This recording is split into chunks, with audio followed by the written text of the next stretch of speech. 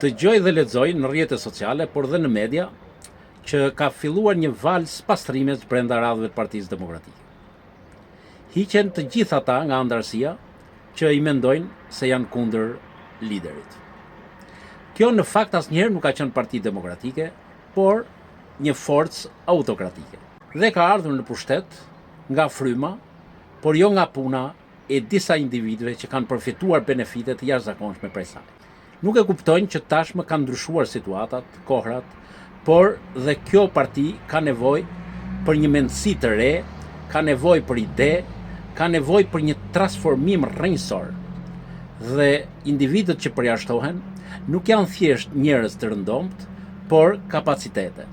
Siç është rasti për shembull në Elbasan. Nuk kam ndonjë marrëdhënie personale me këtë Doris Madhi, madje ja dy herë jemi përshëndetur, por të përjashtohet një profesoresh nuk më duket as legjitime, as normale.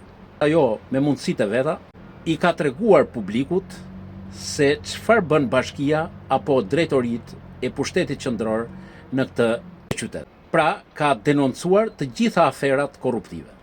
Dhe për këtë nuk ka nevojë të ketë dëshmitar, se janë rrjetet sociale që janë të pasqyruar. Një problem të madh konstatova se thot që nuk është problemi i doktorit apo i nokës, kjo parti asnjëherë nuk ka pas problem bazën, por gjithmonë qendër.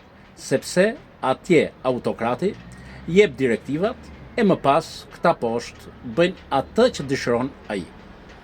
Nuk u duhet Doris Madhi apo Dorisa të tjerë në shkallë vendi për të denoncuar jashtë programit të tyre. Por ju duhen ushtar, militant, të cilët sa herë flet lideri duar trokasin. I them Doris Madhit, por dhe të gjithë atyre që përjashtohen, absolutisht antar partie nuk të bën tesera, por të bën zemra.